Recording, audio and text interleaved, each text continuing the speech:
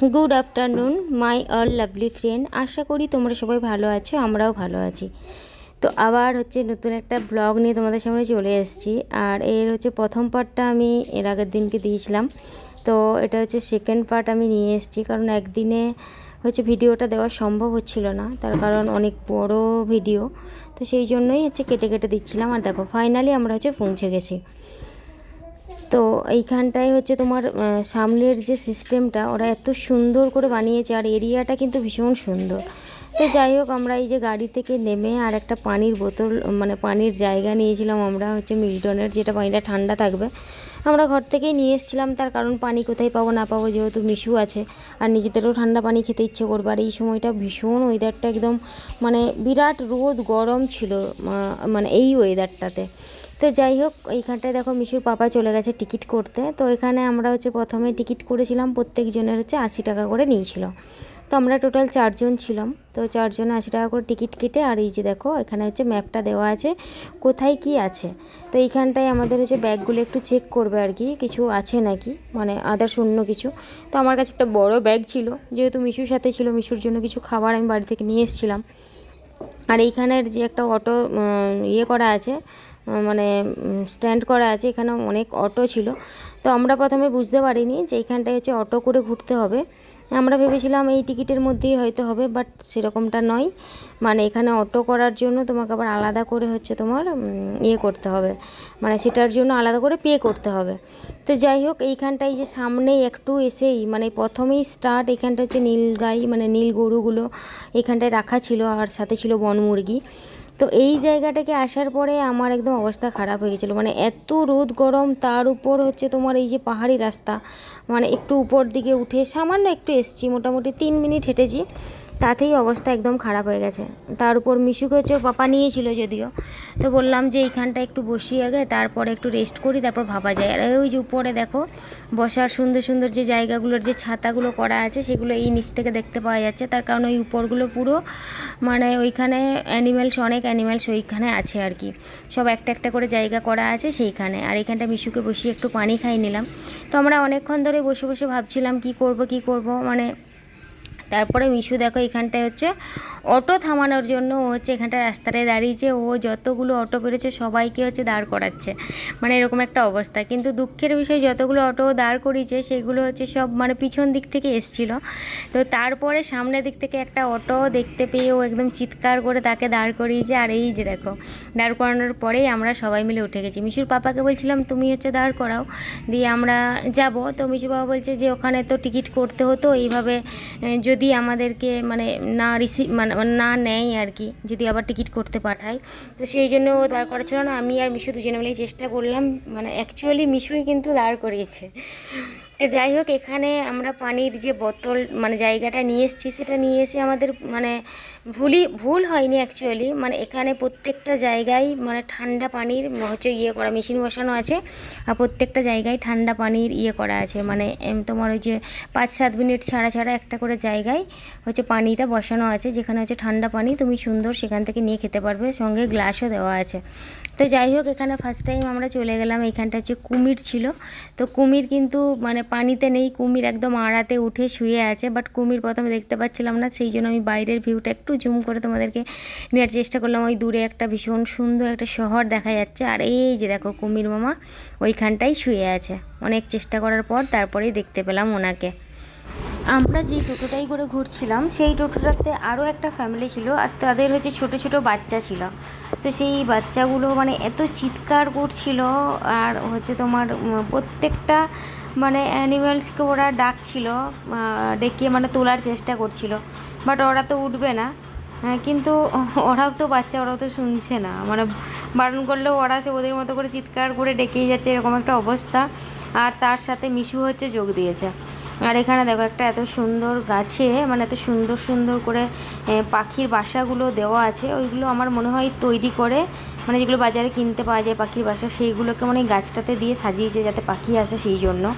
তো বেশ সুন্দর লাগছিল, আর এই জায়গাটাও ভীষণ সুন্দর।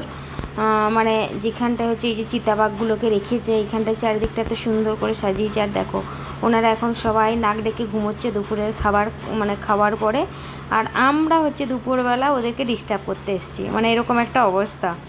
ওরা নাক ডেকে ঘুমাচ্ছে আর আমরা হচ্ছে মানে বাইরে থেকে চিৎকার চেঁচামেচি যাই করছি না কেন, ওরা কিন্তু মানে একদম মানে কোনো কেয়ারই করছে না, ডোন্ট ডিস্টার্ব এরকম আর কি ব্যাপার। তো যাই হোক, আর এইখানটায় দেখো এই যে রয়্যাল বেঙ্গল টাইগার, বাবারে কি মোটা, মানে কি বলবো, মানে সত্যি দেখলেই ভয় লেগে যায়। মানে আমরা হচ্ছে দেখবে যারা ওয়েস্ট বেঙ্গলে থাকি, সুন্দরবন ঘুরতে যাই, সেখানে শুধুমাত্র বাঘ দেখার জন্য সেটাকে আমরা হচ্ছে কপালে থাকলে দেখতে পাবো সেরকম একটা আশাই থাকি আর কি অনেকেই। বাট এখানে কিন্তু দেখো মানে আমরা একদম কাছ থেকে দেখছি। তো যাই হোক, ওটা হচ্ছে মানে আলাদা সিনারি আর এটা হচ্ছে আলাদা সিনারি। চিড়িয়াখানায় তো কোনো ব্যাপারই নয় দেখতে পাওয়াটা, বাট ওইখানে কিন্তু দেখতে পাওয়াটা অনেক ভাগ্যের ব্যাপার।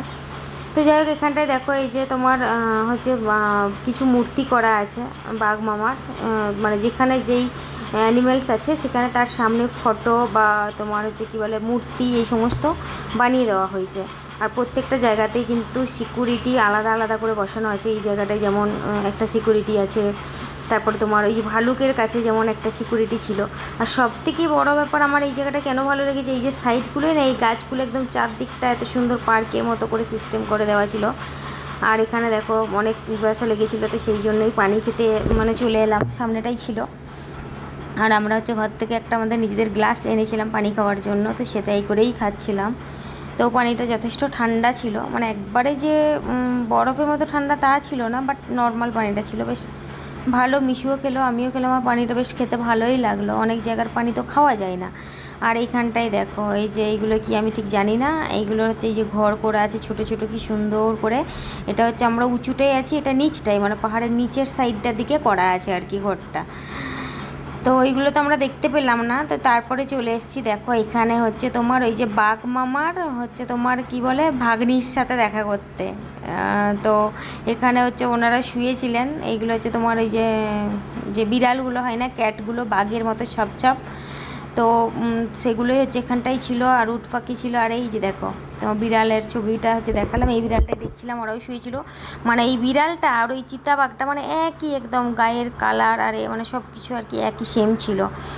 আর হচ্ছে এইখানটায় এই পাহাড়টাতে এত কারি পাতার গাছ, মানে কি বলবো, একদম কাছে কাছে প্রচুর কারি পাতা, মনে হবে যে কেউ যেন বীজ ছড়িয়েছে হয়েছে। তো আমি বলছিলাম যে দাঁড়িয়ে কিছু কারি পাতা নেবো, এরকম একটা অবস্থা। তো মিশে বাবা বলছে এই কারি পাতাগুলো নাকি খাওয়া যায় না, বাট না, এগুলো খাওয়া যায় কারি পাতাগুলো। একজনকে জিজ্ঞাসা করলাম, বললো এগুলো খাওয়া যায়।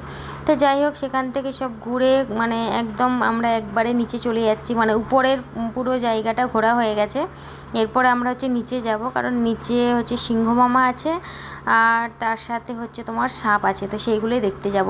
আর এখানে দেখো এই উপর থেকে একদম এই দিকটাও একটা হচ্ছে তোমার শহর আছে, তো সেই ঘরগুলোই দেখছিলাম, এত সুন্দর লাগছিল। আর এখানে পাথরগুলো দেখো এত সুন্দর, মানে এই যে পাথরগুলো দেখছো না, এগুলো মনে হবে যে কেউ মনে হয় গোল করেছে, অ্যাকচুয়ালি না, এখানে পাথর ছোট থেকে বড় সবগুলোই না এরকম গোল গোল, পাথরগুলোই দেখতে সুন্দর লাগে ভীষণ। তো যাই হোক, এই যে আমরা নিচের দিকে নামছি, আর এইটাই আমরা ফার্স্ট যখন উঠছিলাম হেঁটে হেঁটে কিন্তু অনেকটা উঠেছিলাম, কিন্তু হচ্ছে তোমার নামার সময় মনে হচ্ছে কত সুন্দর গড়গড় করে নেমে গেলাম। আর এই যে দেখো এখানে হচ্ছে তোমার সিংহ মামা চুপচাপ আরামসে, ওকে একটা ছাউড়ার মতো ছোট্ট ঘর করে দেওয়া হয়েছে, সেখানে ও আরামসে ঘুমাচ্ছে। আর আমরা হচ্ছে তাকে ডিস্টার্ব করছি, এরকম একটা অবস্থা। আর এর এখানটায় সামনেটা দেখো একটা ছোট মানে